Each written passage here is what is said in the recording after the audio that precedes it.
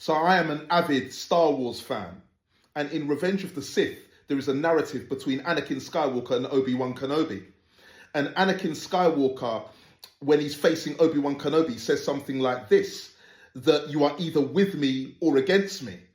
And Obi-Wan says to him, only the Sith deal in absolutes. So what Obi-Wan is saying is that only evil, only darkness deals in absolutes, because it removes the opportunity of growth from the human spirit. It removes the ability of one to engage in self-analysis, self-excavation, and thereby self-correction. Because the person handing out absolutes wants to avoid the work of self-analysis and self-excavation. They want to circumvent that completely.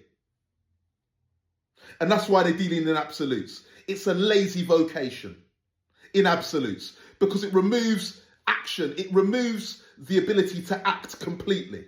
So everything stays as it is.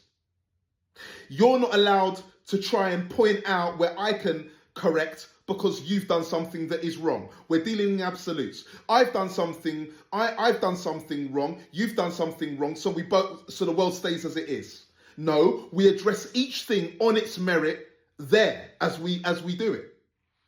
And I received a comment stating, oh, you cannot blame the folk today for the historical evils that took place in slavery and in colonialism. Absolutely. I'm not doing that.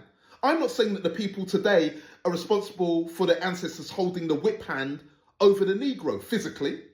I'm not saying that.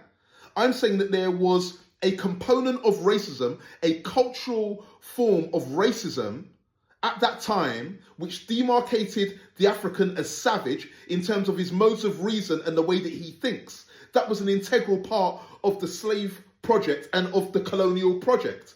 And that cultural form of racism exists today. And the folk of today, in society today, are guilty or are responsible for the continuity of that cultural racism that is continuing. That's it.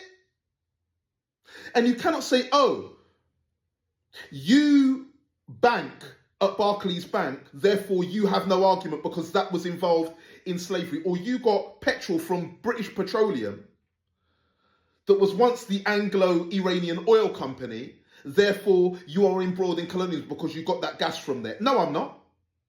Or if I am, let's look at how I can get gas elsewhere or bank elsewhere. But that does not remove you from the responsibility of self-excavation for cultural racism.